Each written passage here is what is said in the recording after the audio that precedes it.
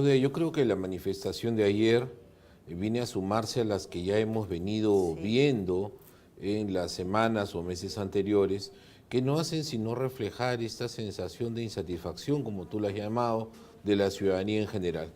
Mira, la manifestación ayer gritaba por la salida de Chávarri, lo que demuestra que ya no son solamente los políticos de la oposición quienes no lo quieren, ya no son solamente los rojos y caviares quienes no lo quieren, ya no son únicamente los jueces superiores y los jueces y los fiscales superiores y los fiscales provinciales quienes no lo quieren.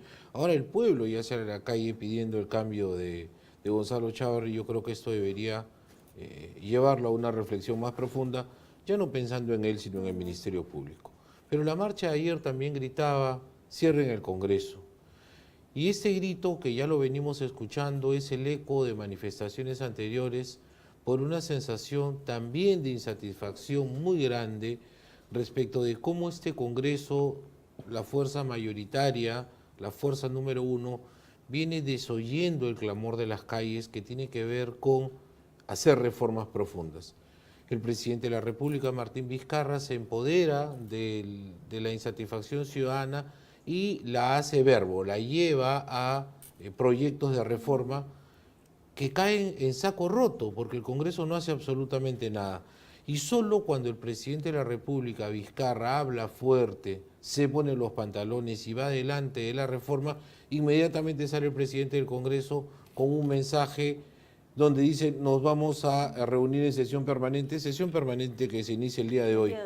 Pero hay que preguntarnos, ¿cómo no vamos a estar insatisfechos si hace más de un mes se presentaron los proyectos de reforma y hasta el día de hoy la Comisión de Constitución presidida por la señora Bartra es incapaz de emitir un predictamen? Entonces, ¿qué es lo que sentimos? Que nos están meciendo. Y esta mecedora es algo que ya resulta intolerable para los ciudadanos. Por eso el reclamo hacia el presidente para que tome acciones inmediatas. Y una de las acciones inmediatas naturalmente será, a través del presidente del Consejo de Ministros, plantear una cuestión de confianza que podría conducir naturalmente al cierre de este Congreso. ¿Qué vemos? Vemos que a cada acción una reacción. Y vemos un presidente que cuando actúa con severidad como presidente de la República, inmediatamente recibe la aceptación. Ahora, ojo, no vamos a permitir también que esta acción del Congreso sea una acción distorsionadora. Es decir, voy a reformar tanto tus proyectos mal hechos de manera que yo haga lo que quiero, ¿no? Y seguramente de eso podemos conversar porque en este momento están tratando de introducir vía contrabando en estas reformas cosas que naturalmente resultan intolerables, ¿no? Como esta suerte de manipulación que pretenden hacer vía reforma de que el jefe de la RENIEC y el jefe de la OMPE sean elegidos por el Congreso, ¿no? Eso es algo intolerable. Ahora, lo que necesariamente debo preguntarte es, de no darse el referéndum, de no ser viable, Martín Vizcarra viene declarando y dejando abierta la posibilidad de que él cerraría el Congreso.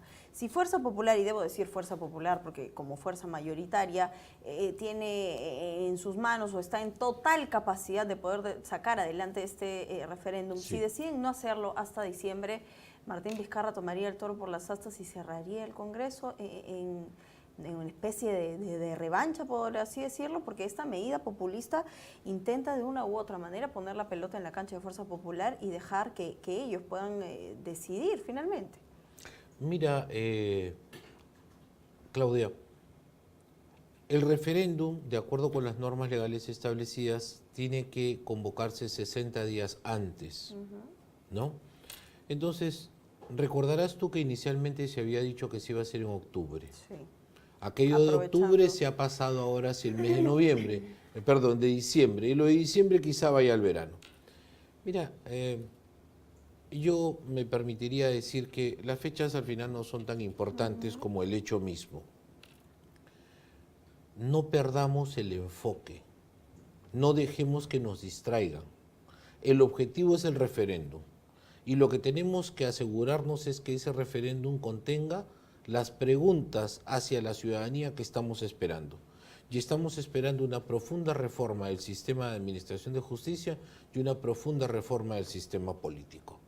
Yo no estoy de acuerdo con lo que dijo ayer Salaverry, que sí que vamos a darle urgencia a la reforma del sistema de justicia, pero con lo del sistema político puede esperar. Claro, pues, ¿cómo no van a querer ellos que espere la reforma del sistema político si allí está contenida la bicameralidad, si allí está contenida la no reelección de congresistas? Sí. Entonces, aquello que no les interesa a los políticos profesionales, vamos a dejarlo para el 2021 y vamos a darle caramelito, ¿no? Para que se endulcen con la reforma del sistema de administración de justicia. Eso es intolerable. Ese tipo de contrabandos, esa manera de mecernos y de querernos hacer tontos, es algo que ya no podemos tolerar. Y hay que estar muy atentos para hacer el reclamo. Mira, quieren hacer una reforma del sistema de administración de justicia y de contrabando te mandan una reforma electoral. Será el Congreso quien elija a OMPE y quien elija a RENIEC. ¿Cómo es posible que dejemos al gato de despensero? ¿A quién le interesa controlar la OMPE? A las fuerzas de los partidos políticos. ¿A quién le interesa controlar RENIEC, que es finalmente el padrón electoral? ¿Quién va a revisar las firmas de los partidos políticos? Naturalmente a los partidos políticos. Entonces tú no puedes poner de jefe de la RENIEC y de la OMPE a alguien que haya sido elegido por el Congreso, porque ahí están representados los partidos políticos. ¿Cuál es la idea? La idea es que ese tipo de organismos tengan como líder a alguien ajeno totalmente a los intereses que ellos puedan estar atendiendo. Entonces, a partir de allí hay que reflexionar.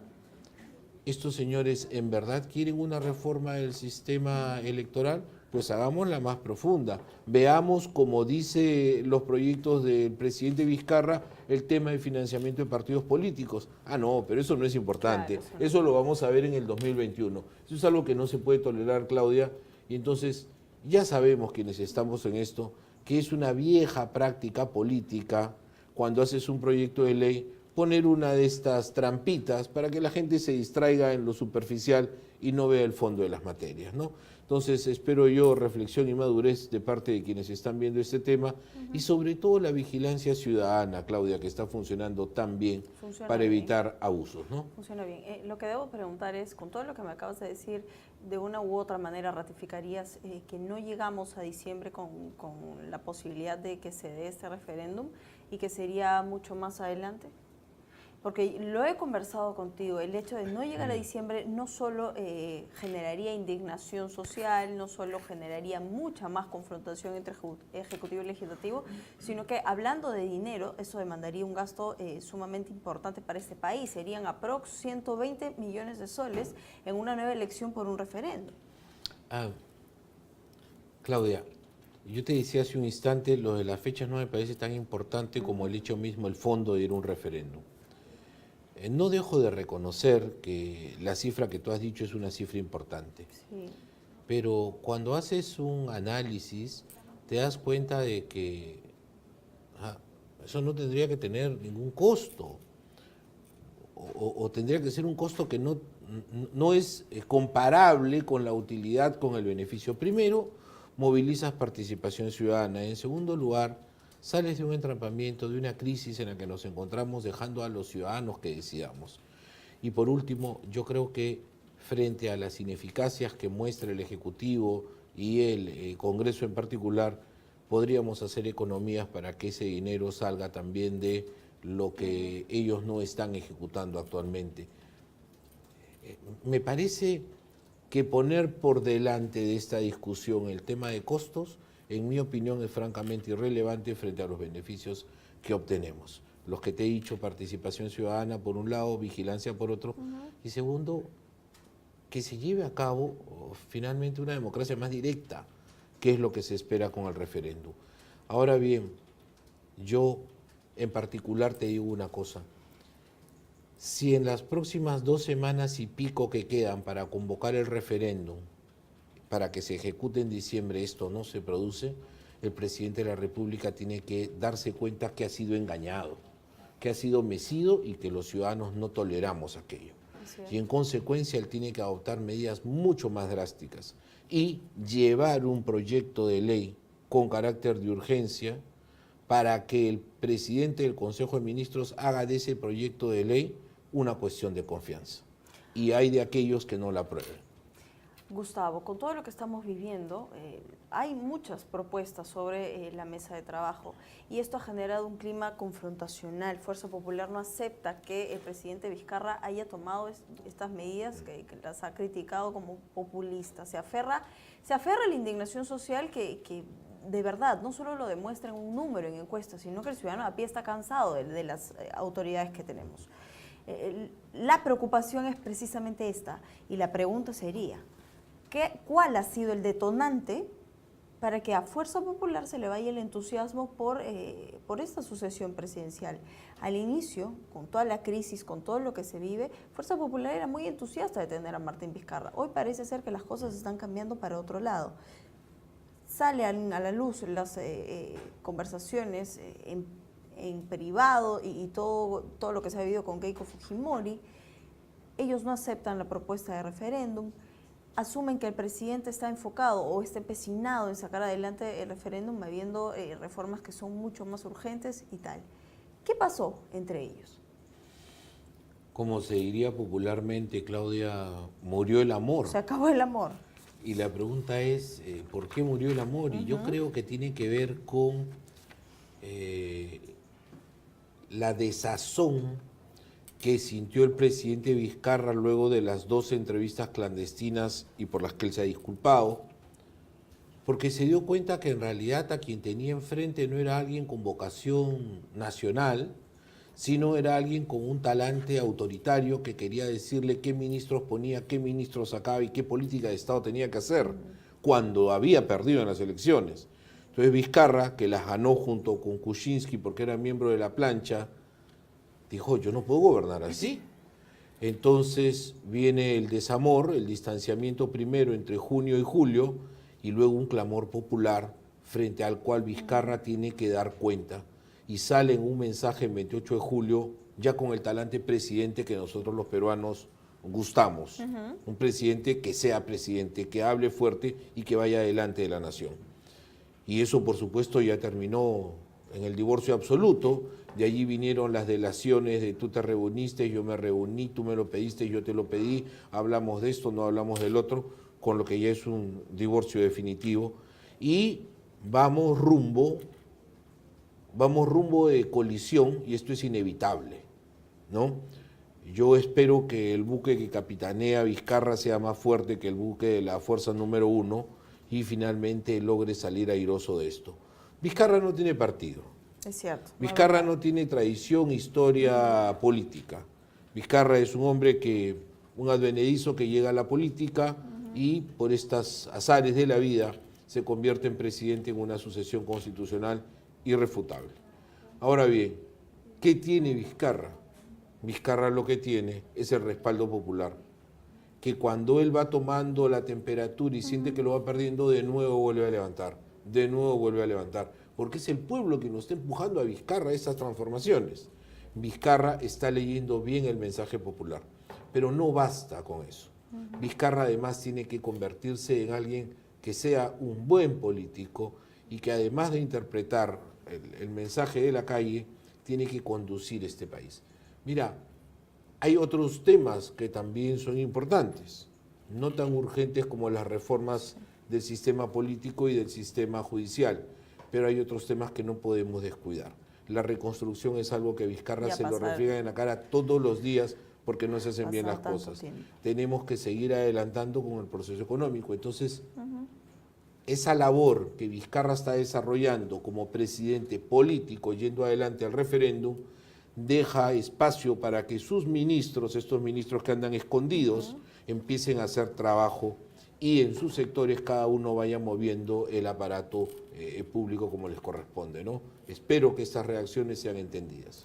Lo que debo preguntar es, bueno, hay que tener dos dedos de frente para no darse cuenta que los pepecausas en cualquier momento se extinguen, quedan poquísimos y la situación en ellos se agrava. La presencia del señor Cavazza dentro de esta contienda electoral ha hecho que en este momento veamos a Peruanos por el Cambio de otra manera. Ya venía mal con el tema de corrupción, pero este involucramiento de Cavazza dentro de un proceso electoral que además nos deja la sensación de que fue ganado voto a voto, hoy la perspectiva cambia, porque ¿quién es Cavazza? Cavazza es un empresario criticado precisamente por el tráfico de firmas en el año 2000. ¿Estamos ante la posibilidad, debo preguntárselo, doctor, de que esta elección haya sido totalmente fraguada, totalmente manoseada, por así decirlo?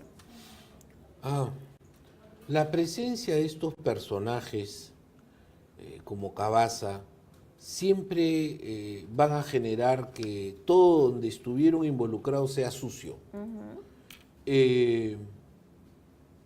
Ahora Cavazza resulta que ya no es amigo de nadie. Sí. Cuando en su momento lo buscaron los del fujimorismo, después lo buscan los pepecausas, pero ahora ya nadie lo conoce. No, yo no lo vi, no, yo no lo contraté, yo no le hablé, yo no lo saludé, yo no nada. Ahora es un apestado. Cuando en su momento lo buscaban, no lo buscaban por su santidad, lo buscaban pues por estas artes oscuras que él domina, ¿no? Estaba preparando personeros para que se encarguen de hacer las tachas, ¿no? Y con eso bajarles puntos al otro. Esta es la guerra sucia que los partidos políticos alientan manteniendo estos personajes oscuros, ¿no? Si tú eres un político transparente y no tienes miedo a las urnas, pues enhorabuena, vamos todos. Pero se sabe que hay partidos políticos tradicionales con políticos profesionales que utilizan esas malas artes para tachar votos, para malograr actas, para embarrar un proceso en el que te sabes derrotado con el propósito de que no gane tu adversario. Entonces, la presencia de este Cavazza siempre va a generar estas suspicacias. Sin embargo, tenemos que ser claros, los resultados están, el ganador fue Kuczynski, renuncia Kuczynski y entra en sucesión Vizcarra. No podemos permitir tampoco llegar hasta el extremo de pretender decir a 2 años y medio vamos a anular la elección. Primero porque no veo yo elementos materiales, ¿no? Sí, que lo comprueben. está en proceso de investigación, además. Bien, las reformas están anunciadas, esperar que sean viables. ¿Cuánto daño le hace Pedro Chavarría a esta reforma del sistema judicial? Su presencia, en realidad, porque tiene poquísimo en el cargo. La presencia, todo lo que gira en torno a él, ¿es momento de que él dé un paso al costado? O en efecto, a ver, Chavarri comienza a trabajar, 6 meses después vuelve a salir el nombre de Torne por ahí, ha hablado Bruno Yufra, vuelve a aparecer el caso Chinchero. ¿Él quiere reivindicarse con sacar adelante esta investigación? Yo creo que lo de Chinchero es un tema pendiente que tiene que resolverse. Chinchero está yendo al ritmo al que van naturalmente las fiscalías. Lento. Este caso lo tiene el fiscal José Domingo Pérez. A mí me merece el mayor de los respetos. Pero va lento, es un caso sumamente complejo, tiene hasta 36 meses para investigar. En ese proceso de Chinchero, el actual presidente Martín Vizcarra, cuando era vicepresidente, ya recibió un archivamiento. Entonces tú no puedes estar reabriendo procesos a tu santo antojo. Para que se abra el archivo que ya recibió Vizcarra en el caso Chinchero, tienen que haber razones muy poderosas. Tiene que haber evidencia objetiva, cierta, real. Y en el momento en el que nos encontramos no hay nada de eso. Es decir, voy a reabrir, entre comillas, Chinchero para distraer a Vizcarra e involucrarlo en esto. Vizcarra ya tiene un archivo allí. Y así debería permanecer hasta que aparezcan evidencias que prueben lo contrario. De momento yo no las encuentro. Bueno, vamos con otro tema. Hay la posibilidad, y espero de que esto sea viable en el caso Odebrecht, porque en este momento hablamos de líneas de investigación, de que hay que esperar, de que hay que hacer las diligencias necesarias, pero ha pasado ya un tiempo prudente. ¿Forma parte de esta reforma poder sacar adelante acusaciones ya fiscales? Yo espero que la salida de Hamilton Castro, quien a mí en verdad no me generaba ninguna simpatía en términos profesionales, porque me pareció sumamente lento, arropado por un secretismo intolerable.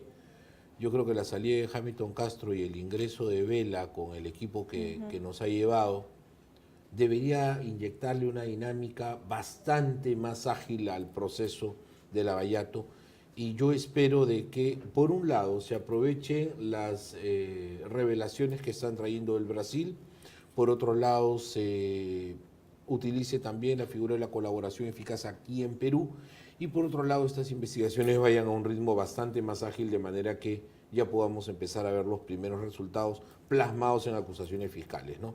No creo que sea necesario esperar todos los meses que dice la norma para empezar a acusar. Si ya hay cosas que están concretas, pues se podría ir acusando, ¿no?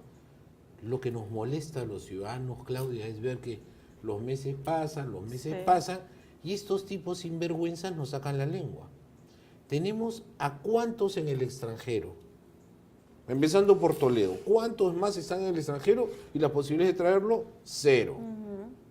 ¿Cuántos más tenemos que siguen aleteando a su santo antojo? Las consorciadas de Odebrecht, cuando en un momento pusieron en prisión a sus más altos representantes, ya los sacaron en libertad. Bien, gracias, ¿no? Entonces, el ciudadano se cansa de ver la impunidad, se cansa de ver cómo el corrupto anda por la calle muy suelto de huesos. Y la fiscalía poniendo absurdas excusas de su inacción. Eso no lo podemos tolerar. Entonces espero que estos cambios influyan de manera significativa. Ahora, Chávarri, ¿qué necesita? Chávarri necesita hacer un examen personal. ¿Irse? Y poner, sí, yo creo que, mira, Claudia, cuando a Chávarri le sacaron aquello de que el presidente no estuvo en su juramentación, a mí me pareció una ridiculez, francamente, y la omití.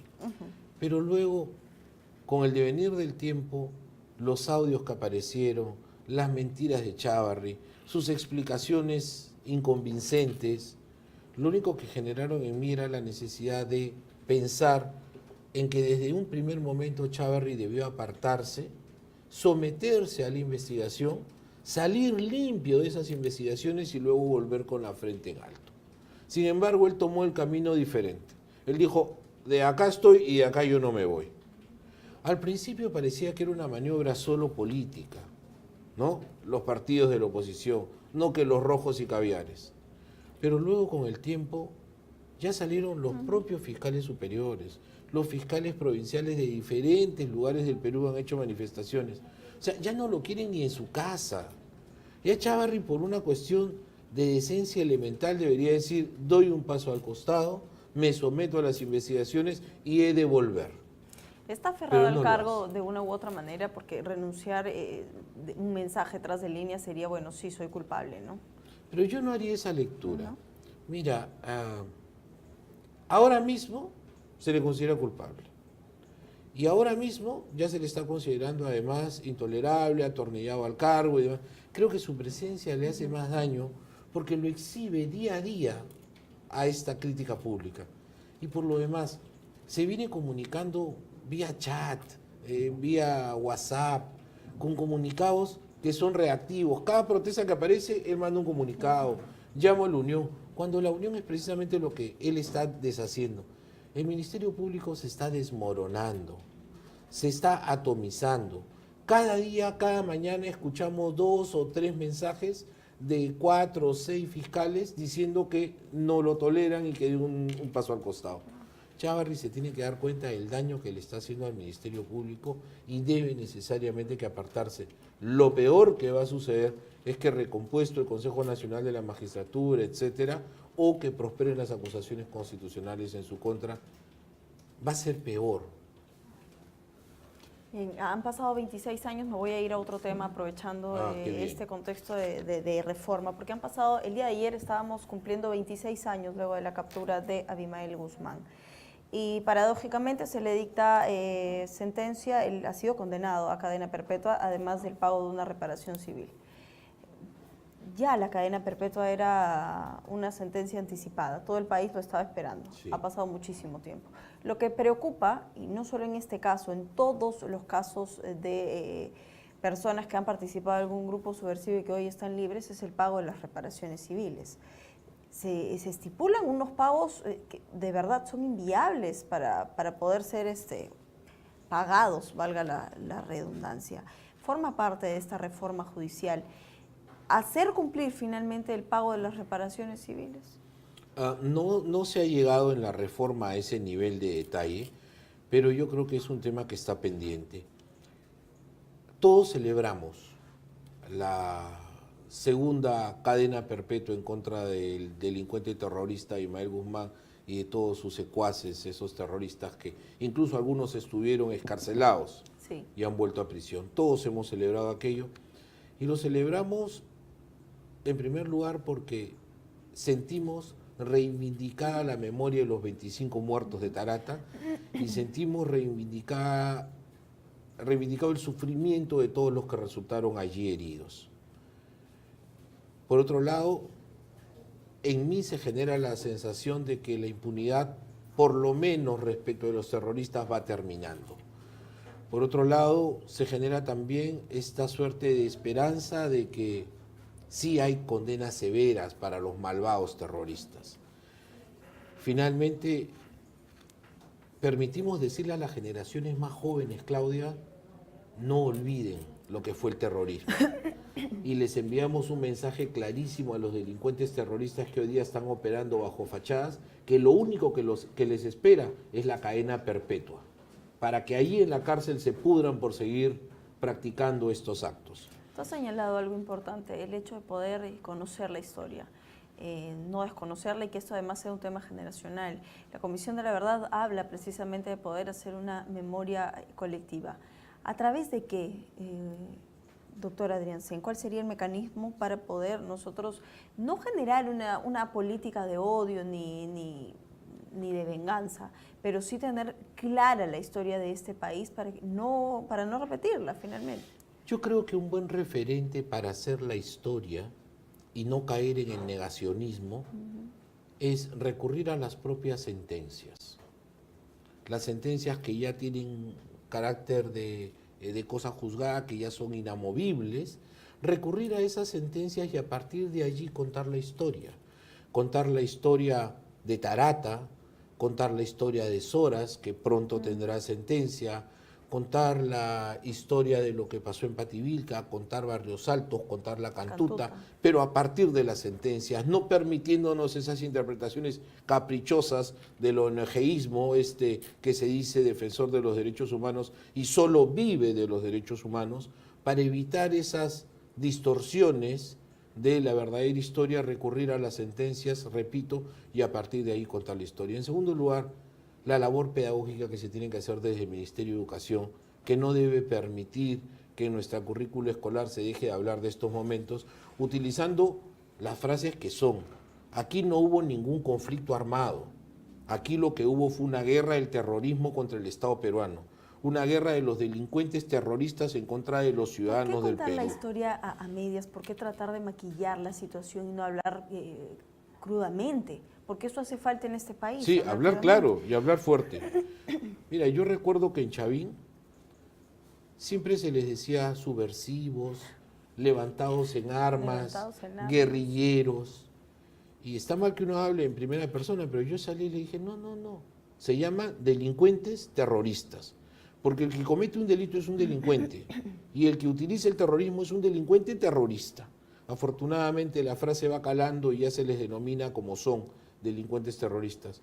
Por otro lado, esta sentencia, que con las virtudes que yo te he destacado, tiene un punto débil. Y me parece que ahora, en el recurso de nulidad que han interpuesto nuestros procuradores, es un buen momento para que la Corte Suprema no solamente la ratifique, sino que la corrija en ese extremo. Se les está absolviendo del delito de narcotráfico. Y eso a mí me parece un grave error. Porque estos delincuentes terroristas actuaban en un tándem diabólico con el narcotráfico y así operaron en el Guayaga y ahora están operando en el Braem. Entonces sí son narcotraficantes, porque es absolutamente sabido y reconocido que las huestes terroristas les dan seguridad a los narcotraficantes. Repito, primero fue en el Alto Guayaga y ahora es en el Frente Brae. Entonces sí son delincuentes terroristas, pero además son narcotraficantes. Y por ese delito también debería imponérseles severas sanciones en la Corte Suprema ahora que vamos a recurso de nulidad. Ojalá que sí. De una u otra manera celebramos finalmente lo que parece inviable en este país, que es la justicia. De a poco se va haciendo. Nada devolverá seguramente para los dramas familiares de todas estas historias, de esta triste realidad de aquella época, pero finalmente este fallo ratifica la posibilidad de poder hacer justicia en este país. A propósito de la justicia, durante las últimas semanas ha quedado más que claro que nuestro sistema judicial no está ni listo ni preparado, no es diligente, no es discrecional. Y precisamente porque nos hace falta legislación clara. Voy a hablar del caso de estos padres que naturalmente no pudieron sacar adelante un proyecto de vida y utilizaron una técnica de reproducción asistida, la maternidad subrogada, y que han sido tratados como delincuentes, se les acusó de tratar personas y tal, y eso porque hay un enorme vacío legal precisamente con las teras, con la posibilidad que te da la ciencia de poder hacer viable tu proyecto de vida. ¿Qué pasó? Esto es un caso que avergüenza al sistema de justicia del país. Mira, Claudia, yo allí tengo que dar una opinión más jurídica que apasionada. Yo creo que siempre resulta satisfactorio tener la noticia de un niño que nace. Cada niño que nace es una buena noticia, eso sin duda.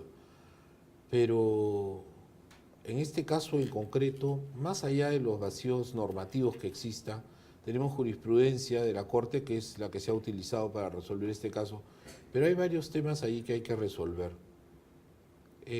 La señora en cuestión no aportó el óvulo. La señora en cuestión no aportó el vientre. La señora no aportó nada para el nacimiento de estos niños, salvo una donación que, según tengo entendido, se elevó a los $15.000. Por otro lado, ¿cómo es posible registrar para temas de identidad a estos niños? Nuestra legislación dice que hay que registrarlos a partir del vientre. Entonces, quien aporte el vientre figura como la madre. Sin embargo, hay otro certificado extendido en la clínica, donde esta señora era atendida por temas de fertilidad. Por otro lado, hay que preguntarnos, ¿por qué nuestro país resulta tan vulnerable a una situación como esta? En otros países, en el propio Chile, donde son originarios, esta pareja está prohibido. Mira, yo no quiero pensar que este sea el caso, pero en todas las legislaciones se permiten este tipo de prácticas cuando tienen un fin altruista. Por ejemplo, tú no puedes vender tu riñón. No, si tengo dos, vendo uno. No puedes hacerlo. La legislación lo impide. Pero si se trata de tu madre, tu padre, tu pareja, tus hijos, por un tema altruista te permiten una donación si hay compatibilidad. No quiero decir que este sea el caso, pero a mí no me parece que haya sido un fin tan altruista ahora que se sabe que la señora que aportó el vientre estaba vinculada a la clínica donde ellos fueron tratados y donde hubo una donación por una cifra muy significativa de dinero. Por otro lado, se sabe, repito, no quiero que este sea entendido como el caso, pero hay lugares donde las actrices, las rockstar y todas las estrellas de la televisión, del cinema, deciden el vientre de alquiler, porque no quieren dar de lactar, porque los senos luego van a caer, las caderas se van a anchar, van a aparecer las estrías, se van a descalcificar, hay riesgo de otras enfermedades, entonces compran un vientre, ellas siguen regias, lindas, preciosas, y ya tienen además a su hijito. Entonces, esa perversidad con la que nuestra sociedad en algunas ocasiones conduce a la maternidad debería ser analizada.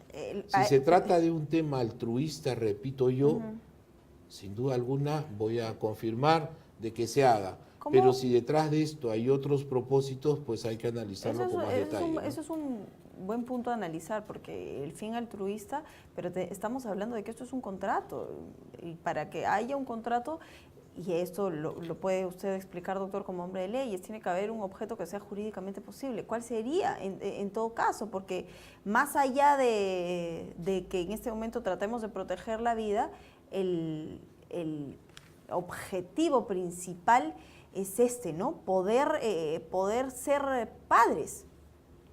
Sí, yo creo que hay diferentes mecanismos, ¿no? La adopción, por ejemplo, la tienes ahí, no, que la adopción es muy engorrosa.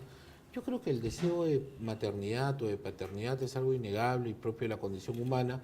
Hoy día, tú le preguntas a los jóvenes entre 20 y 35 años y muchos no quieren casarse, no quieren tener hijos. Bueno, son opciones, la vida va cambiando. En nuestra época nuestros abuelos tenían 10, 12 hermanos, nuestros padres tuvieron 4 o 6, nosotros tuvimos 3 o 4, entonces el mundo va cambiando. Entonces, la opción de la maternidad y la paternidad siempre va a ser algo absolutamente voluntario, y quien opte por utilizar un método como esto, que a mí me parece que la ley tiene que ir también al compás del avance científico, lo único que yo pido es que no se distorsione, que no se hagan actos de disposición onerosos del cuerpo. O sea, la mujer no es un horno de panadería donde se hornan bizcochos y van saliendo niños. Eso no es una mujer. Una mujer no puede ir por ahí alquilando su vientre por $15,000. ¿Okay? Eso no se permite. Y entonces la legislación tendría que ser muy cuidadosa con estos aspectos y naturalmente empezar a trabajarlo con una visión científica, pero también con una visión legal y con una visión ética de la vida, ¿no? La referencia a la disposición de órganos creo que es un buen referente para a partir de ahí poder empezar a construir todo este tema, ¿no? Bueno, hay que traer a colación este caso para que de una u otra manera se pueda revisar esto, porque lo ha señalado bien, las necesidades van creciendo y la ciencia sigue avanzando y la gente también avanza en el deseo de querer utilizar estos mecanismos. Sí, me parece muy sí, bien. bien. Una cosa que, por ejemplo, no deberíamos dejar de tener en cuenta en este punto en concreto, Claudia, es que mientras sigamos analizando estos temas con apasionamiento, con pobrecitos los señores, pobrecitos los hijitos, pobrecitos todos, yo creo que no llegamos a ningún lado con este enfoque. Creo que tiene que ser un enfoque más maduro, más reflexivo, científico y ético. Y por otro lado, manifestar que en términos legales, a mí en lo personal me pareció un exceso haberles declarado la prisión preventiva.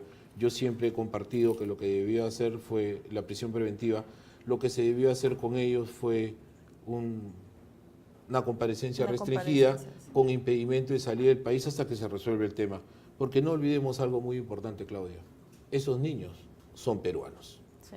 Primero, el interés superior del niño. Y esos niños son peruanos. Y el Estado peruano debería preocuparse por dar una solución integral a este problema. Lo has dicho claramente, hemos cerrado bien ese caso. Cerremos un poco la entrevista. Post mensaje presidencial, esperaba la ciudadanía que hayan cambios comprobables. Y esto, estamos ya a septiembre. A diciembre tiene que haber algún cambio sustancial para que la gente pueda ratificar a Martín Vizcarra en la dirección de este país. ¿Cuál crees que debería ser ese cambio? Has dado en el clavo, porque el presidente va percibiendo que se le acaba la munición. Sí. Entonces tiene que traer una presa, ¿ok? Y esa presa, en primer lugar, tiene que ser la convocatoria al referéndum cierta. Fecha tal, día tal, preguntas tales. Porque ya mañana o pasado le empiezan a pedir cuentas, ¿eh? Sí.